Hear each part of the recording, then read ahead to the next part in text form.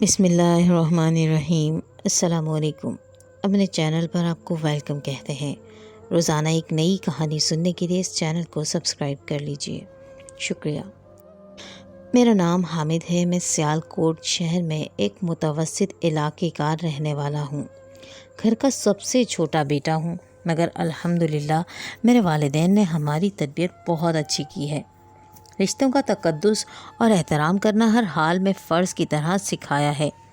یہی وجہ ہے کہ میں نے خود پر وقت پڑتے اپنے والدین کی اس تربیت کو استعمال میں لایا اور سوچ سمجھ کر فیصلہ کیا تاکہ کسی کو میری ذات سے تکلیف یا شرمندگی کا سامنا نہ کرنا پڑے۔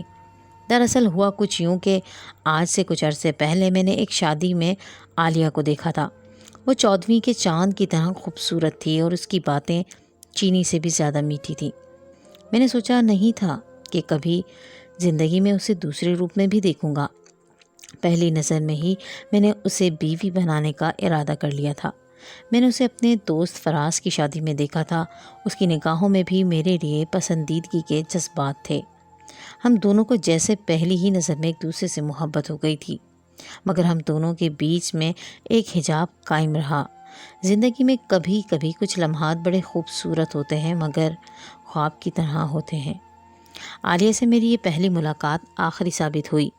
اس کے بعد میں نے اسے ڈھونڈنے کی بہت کوشش کی، لیکن لاکھ کوشش کے باوجود بھی اسے حاصل نہیں کر سکا۔ ان دنوں امی میرے بھائی کے لیے لڑکی تلاش کر رہی تھیں۔ میں نہیں جانتا تھا کہ میرے مقدر میں یہ کیا لکھا ہوگا۔ امی جب بھائی کی دلہن بیاہ کر گھر لائیں اور میں نے اپنی بھابھی کا چہرہ دیکھا تو عالیہ کو بھابھی کے روپ میں دیکھ کر میرا دل کٹ سا گیا۔ میں نے ایک ٹھنڈی آہ بھری اور گھر سے ہمیشہ کے لیے نکل گیا۔ میں نے پردیس میں آ کر محنت مزدوری کی، اپنا دل لگانے کی کوشش کی، مگر میں اس کو بھول نہیں پا رہا تھا۔ میں نے دل میں پکا عہد کر لیا تھا کہ جب تک میرے دل میں عالیہ کے لیے جذبات ہیں، جیسے بہن جیسے نہ ہو جائے، میں گھر واپس نہیں جاؤں گا۔ کہ ایک گھر میں رہنا، وہ بھی بڑے بھائی کے ساتھ، اور پھر اس کی بیوی کے لیے ایسے جذبات رکھنا ایک نہایت ہی غیر اخلاق کی بات تھی۔ میں گھر سے نکلا تو میں نے اپنی منزل پالی تھی۔ مجھے اللہ کا قرب بھی نصیب ہو گیا۔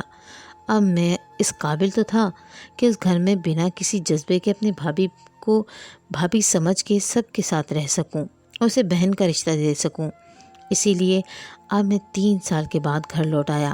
میں پورے 3 سال بعد اپنے گھر آ رہا تھا، وہی گھر جہاں ہم سب ساتھ رہتے تھے۔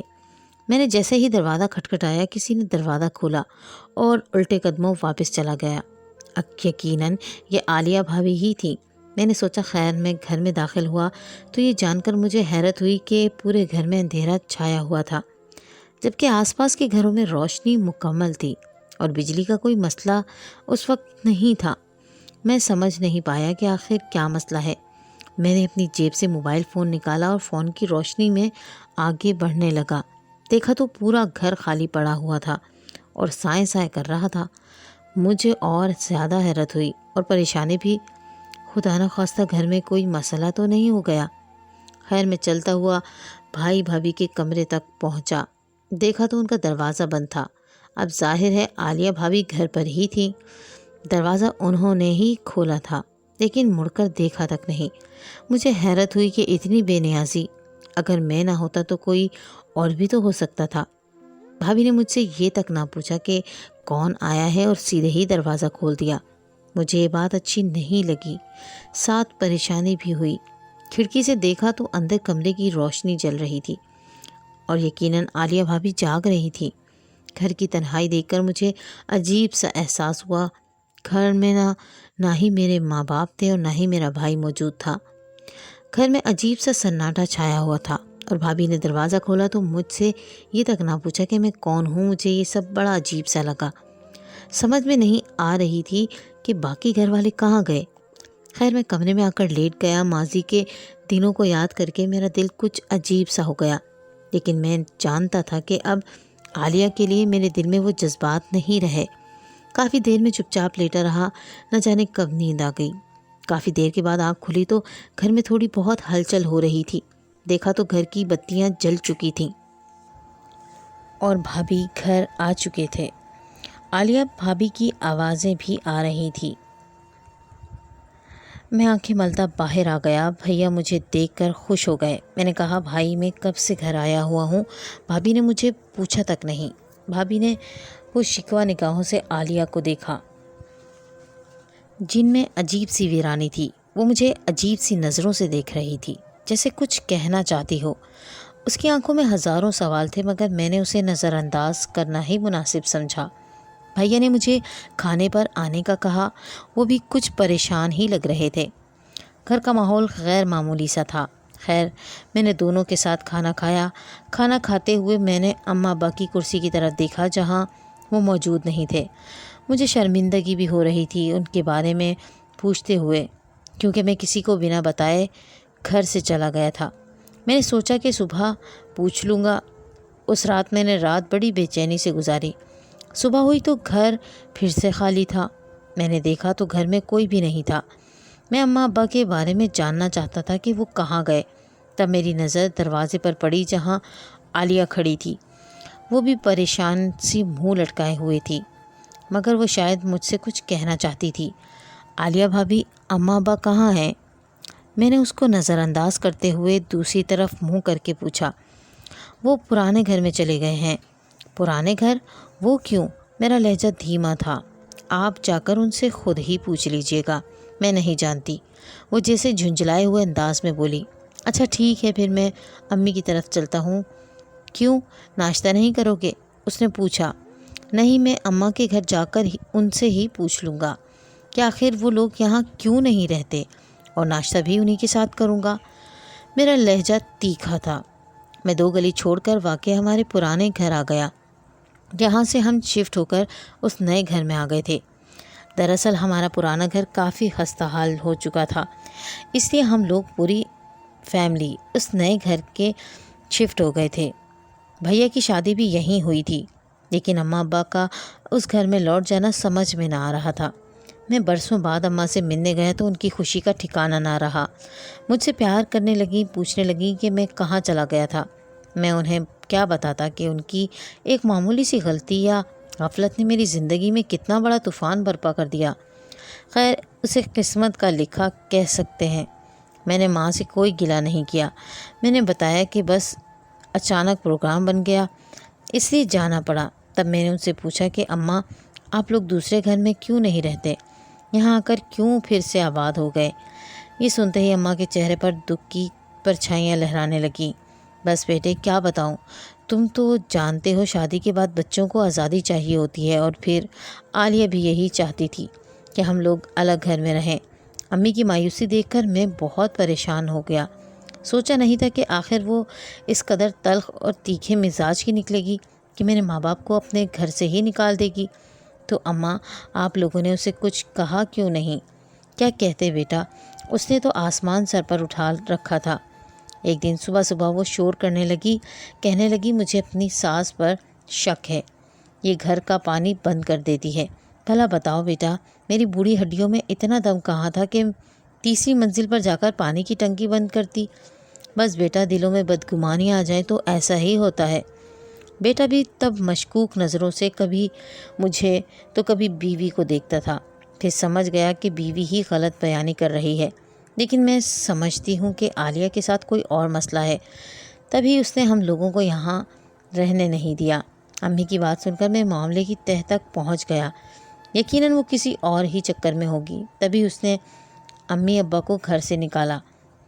फिर जैसे उसने दरवाज़ा खोला था और मुझसे नाम तक न पूछा कि मैं कौन हूँ, किधर आया हूँ, तो इस बात से यही साबित होता था कि वो ज़रूर कुछ ऐसा ही कर रही है जिसकी खबर वो घर वालों को नहीं लगने देती। मैंने सोचा कि अब मैं कुछ दिन वहीं रहूं ताकि अंदाज़ा लगा सकूं कि आखिर आलिया की इस अजीबोगरीब तबीयत का सबब क्या है। अगले दिन मैं सुबह सुबह भैया के घर गया। दरवाज़ा आलिया ने ही खोला। रोशनी में मैंने उसका चेहरा देखा तो हैरान रह गया। उसका मुंह सूजा हुआ था और हाथ पांव भी मोटे मोटे लग रहे थे। वो खुद भी भूली हुई थी, हालांकि पिछली रात मैंने उसे देखा था तो वो बिल्कुल नॉर्मल लग रही थी। उसकी हालत अब और हैरान कर रही थी। खैर, मैं अंदर गया। मैंने देखा वो किचन में नाश्ता बना रही थी। मैंने उससे कुछ ना कहा और सीधा अपने कमरे में चला गया। मैं जानना चाहता था कि वो सारा दिन करती क्या है। थोड़ी देर के बाद वो मेरे कमरे में आई। पुरशिकवा निगाहों से मुझे देखा और बड़े मान और अदा से बोली, तुम मेरे हाथ का बना नाश्ता नहीं करोगे? कल भी बना खाना खाए चले गए थे। मैंने कहा, मैं नाश्ता कर आया हूँ। तब वो मेरे कमरे में मेरे सामने ही बैठ गई। मुझे बहुत अजीब लग रहा था कि वो मेरे सामने क्यों बैठी है। अच्छा सुनो, पानी पियोगे? वो इसरार करने लगी। नहीं भाई, मैं खुद पी लूँगा। नहीं, मैं तुम्हें ला कर देती हूँ, नवीरा ने कहा और पानी लेने चली गई। मैं उसकी बात पर शक में पड़ गया। आखिर वो मुझे खाना खिलाने और पानी पिलाने के पीछे क्यों पड़ी रहती है। दबे कदमों में आलिया के पीछे गया। मैंने देखा वो कूलर से पानी निकाल रही थी और साथ ही उसने अपने हाथ में कुछ दबा रखा था, जिसे इधर उधर देखने के बाद यकीनन वो उस ग्लास में घोलने ही वाली थी कि उसकी नज़र मुझ पर पड़ गई। वही देखकर शर्मिंदा हो गई और फिर पानी का गिलास सीधा मेरी तरफ ले आई। लेकिन मैं उसकी हरकत नोट कर चुका था। मैं जान चुका था कि उसने क्या करने की कोशिश की है। मेरे दिल में एक ही ख्याल आया कि वो चाहती है कि मैं सो जाऊं ताकि वो अपना दिन आज़ादी से गुजार सके। मैंने भी फैसला किया कि मैं आज ऐसा कुछ नहीं करूंगा जिससे मुझे नींद आए, बल्कि सारा दिन जागकर गुजारूंगा। रात को तो भैया घर आ जाते थे, फिर कोई मसला नहीं होता था, लेकिन उसकी नौबत नहीं आई। दिन के कोई 12 साढ़े 12 बजे होंगे कि मुझे अपने कमरे में बैठे धड़ाम की आवाज़ आई। मैंने पहले तो नोटिस न किया, फिर अचानक मुझे कुछ शक सा हुआ तो मैं बाहर आ गया। आया देखा तो आलिया अपने कमरे के दरवाजे के आगे बेहोश पड़ी थी। उसके हाथ पांव बहुत ज़्यादा फूल चुके थे। उसका चेहरा तो जैसे फटने लगा था। मैं ये देखकर घबरा गया। समझ में नहीं आता था कि वो एक ही दिन में इतनी मोटी कैसे हो गई। मैंने उसे गाड़ी में डाला और मजबूरन हॉस्पिटल ले गया। उस वक्त भैया को कॉल करना फजूल था, वो उस वक्त कॉलेज में होते थे। मैं उसे डॉक्टर के पास खुद ही ले गया। डॉक्टर्स ने जब उसकी हालत देखी तो उसे इमरजेंसी वार्ड में दाखिल कर दिया गया था। मैं 3 घंटे बेचैनी से बाहर टहलता रहा। डॉक्टर ने मुझे बहुत डांटा। कहने लगा कि आप इस खातून का ख्याल नहीं रखते। गालिबन वो मुझे उनका शौहर समझ बैठा था। मैंने कहा, डॉक्टर साहब, हम तो इनका बहुत ख्याल रखते हैं। आप ये तो बताएं कि उनके साथ हुआ क्या है। आखिर इस हालत की वजह भी तो होगी। तब डॉक्टर ने बताया कि बहुत ज़्यादा ऐसी चीज़ जिससे एलर्जी हो खाने की वजह से इनके जिस्म में जहर भर गया था और इसकी वजह से जिस्म वक्ती तौर पर फूल जाता है। अगर मरीज़ देर कर जाए तो फिर उसके फेफड़े भी मुतासिर हो सकते हैं और हमेशा हमेशा के लिए नाकारा भी हो सकते हैं। मुझे डॉक्टर की बात सुनकर बड़ा अजीब सा लगा। आलिया को आखिर ऐसी किसी चीज़ को खाने की क्या ज़रूरत पड़ी थी? क्या वो अपनी जान की दुश्मन बनी बैठी थी या फिर ये सिर्फ उसकी चाल थी? मैं दिल में सोचने लगा, मगर मेरे पास इस बात का कोई जवाब नहीं था। खैर, आलिया की हालत काफ़ी क्रिटिकल थी। उस वक्त उसे कोई बात करना फजूल था। मुझे डॉक्टर ने बताया कि उससे इस वक्त कोई बातचीत ऐसी मत कीजिए कि उसे किसी किस्म की परेशानी हो। हाँ, अलबत्ता हम उन्हें शाम को घर ले जा सकते हैं। उसके होश में आने के बाद मैंने फ़ोन करके भैया को बताया कि इस तरह भाभी की तबीयत ख़राब हो गई थी और मैं उन्हें अस्पताल ले गया था। भैया काफ़ी फ़िक्रमंद हुए। उसी वक्त घर आ गए। मैंने कहा, आप बेशक वापस चले जाइए, मैं आपके ऑफ़िस में आपकी ज़रूरत होगी। मैं अम्मी को कॉल करके बुला लेता हूँ, हम खुद भाभी का ख्याल रखेंगे। भाई मुतमईन हो गए और अपनी बीवी से मिलकर चले गए। उनके जाने के बाद अम्मा और मैं भाभी के कमरे में ही बैठे थे। अम्मा के चेहरे पर हमेशा की तरह अपनी बहू के लिए बेपनाह मोहब्बत थी, मगर मैं जानता था कि वो अब काफ़ी ज़्यादा बददिल हो गई हैं और शायद इस मोहब्बत के काबिल भी ना रही हो जो कभी मेरे दिल में उसके लिए हुआ करती थी। लेकिन दुश्मन भी बीमार हो तो उसके साथ सलूक अच्छा रखना चाहिए। थोड़ी ही देर के बाद अम्मा कमरे से बाहर आ गईं। मैं भी कमरे से निकलने ही वाला था। हम दोनों उसको आराम करने का कहा, तब मेरी नज़र साइड टेबल पर पड़ी। वहाँ पर एक पर्चा पड़ा था जिसे देखते ही मैं चौंक गया। मैंने पर्चा उठाकर पढ़ा तो उसमें मुख्तलिफ़ किस्म की हिदायत लिखी हुई थी, जिसमें नमक और फिटकरी के ख़ास इस्तेमाल का जिक्र था। मैंने उसकी तरफ देखा, वो शायद नज़र चुरा रही थी। मेरे हाथ में वो पर्चा देखकर वो, ये सब क्या है? क्या तुमने जानबूझकर अपने आप को नुकसान पहुंचाया? तुम्हें पता था कि इन चीज़ों के इस्तेमाल से क्या होता है? अगर नहीं पता था तो फिर जिसने तुम्हें ये हिदायत लिख कर दी, क्यों लिख कर दी और कौन था वो? मेरा बदला हुआ लहजा देखकर आलिया और रोने लगी। मुझे उसका रोना उस वक्त जहर बाहर आकर उस पर्चे को उलट पलट कर देखने लगा।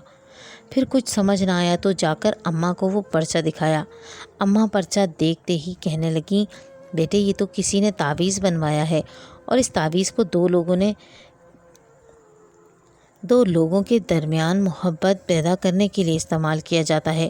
لیکن اماں اس تعویذ کا عالیہ سے کیا تعلق ہے؟ وہ یہ کیوں استعمال کرتی ہے؟ بھیا کا رویہ اس کے ساتھ اچھا نہیں ہے، میں نے کہا، لیکن امی کے پاس اس بات کا کوئی جواب نہیں تھا۔ وہ کہنے لگیں کہ عالیہ کا رویہ شروع سے ہی تمہارے بھائی کے ساتھ اچھا نہیں تھا۔ میں بھی چپ ہو گیا۔ میں نے سوچا کہ اب اس معاملے سے خود کو الگ ہی کر لیا جائے، مگر چند دن کے بعد ہی عالیہ نے مجھے اپنے کمرے میں بلایا۔ مجھے لگا شاید وہ بھائی کے بارے میں کوئی بات کرے گی، لیکن اس نے جو بات کہی وہ مجھے حیران کر گئی۔ کہنے لگی، تم شاید سمجھتے ہو کہ میں وہ لمحات بھول گئی ہوں جس میں تم نے مجھ سے آنکھوں میں عہد کیا تھا کیا؟ جس میں تم نے مجھ سے آنکھوں میں عہد کیا تھا کہ تم مجھے بے پناہ چاہتے ہو۔ تم نے تو شاید وہ باتیں مذاق میں کہی ہوں گی، لیکن میرے لیے تمہاری دل کی لگی بن گئی تھی۔ میں تو تمہیں دل سے لگائے بیٹھی تھی۔ پھر ماں باپ نے میری شادی تمہارے بڑے بھائی کے ساتھ کر دی۔ اس معاملے میں تو کچھ نہ کر سکی، لیکن میرا دل کسی اور کو اختیار دینے کے قابل نہ رہا تھا۔ میرے دل میں تمہاری محبت اس وقت تک بس چکی تھی جب میرے ماں باپ نے میری شادی تمہارے بھائی سے کی۔ یہاں آتے وقت میں نے تمہیں بھلانے کی بہت کوشش کی، لیکن شادی کی رات جب میں نے تمہیں دیکھا تو میرا دل انوکھے انداز میں دھڑکنے لگا، اور پھر وہ دل کسی اور کے لیے نہ دھڑک سکا۔ مجھے کسی نے بتایا کہ میں اگر ایک عمل کروں تو مجھے تم مل جاؤ گے۔ اس عمل کے لیے نمک اور پھٹکری کا استعمال بہت زیادہ کرنا تھا، اور مجھے پھٹکری سے الرجی ہے، مگر تمہاری خاطر یہ مشکل اٹھائی تو مجھے یقین تھا کہ تم گھر واپس آ جاؤ گے۔ اور دیکھو، یہ میرے عمل ہی کی تو طاقت تھی کہ کل تم گھر واپس آ گئے تھے۔ میں نے تم سے پوچھا بھی نہیں کہ تم کیوں لوٹ کر آئے، اور میں یہ بھی جانتی ہوں کہ میں تمہیں حاصل کر کے رہوں گی۔ تم میری واحد محبت ہو، پہلی اور آخری محبت۔ میں اس کی بات سن کر حیران رہ گیا۔ یا خدایا، یہ میں کس دوراہے پر پہنچ گیا ہوں؟ میں نے سوچا کیوں نہ میں اتنی غیر ذمہ داری کا مظاہرہ کر کے کیسے اپنے ماں باپ کو اور خود کو خوش رکھ سکتا ہوں۔ پھر ایک لڑکی سے اشارے بازی کر ڈالی اور اسے یوں بھلا دیا، اس سے بات تک نہ کی۔ مگر کیا کرتا، میرے بس میں کچھ نہ تھا۔ بس اسی دن میں نے عالیہ سے منہ پھیر دیا۔ میں نے کہا، اب تم میری بھابھی ہو اور میرے بھائی کے ساتھ نکاح کے بندھن میں بندھ چکی ہو۔ رہی بات تعویذوں کی، تو چاہو تو تم ایک نہیں 10 تعویذ کرو، میرا ان باتوں پر کوئی یقین نہیں۔ اللہ کا قرب میں حاصل کر چکا ہوں، شاید تمہیں سمجھانا میرے بس میں نہیں، مگر میں تمہیں کہہ رہا ہوں، اب میرے دل میں تمہارے لیے کوئی جذبات نہیں۔ میرے بھائی کی قدر کرو اور اس کے ساتھ خوش رہنے کی کوشش کرو، کیونکہ میرے پاس تمہیں دینے کو کچھ نہیں۔ یہ کہہ کر میں اس کے کمرے سے نکل آیا۔ اس دن کے بعد سے اپنے بھائی کے گھر نہیں گیا۔ بھیا مجھے بلاتے ہیں لیکن میں نہیں جاتا۔ میں اس عورت کے شر سے ڈرتا ہوں۔ مجھے آپ ہی بتائیے میں کیا کروں؟ کیا اپنے بھائی کو یہ حقیقت بتا دوں یا پھر عالیہ کو سختی سے منع کر دوں؟ پھر سوچتا ہوں کہیں کمزور نہ پڑ جاؤں۔ مجھے آپ کی رائے کا انتظار رہے گا۔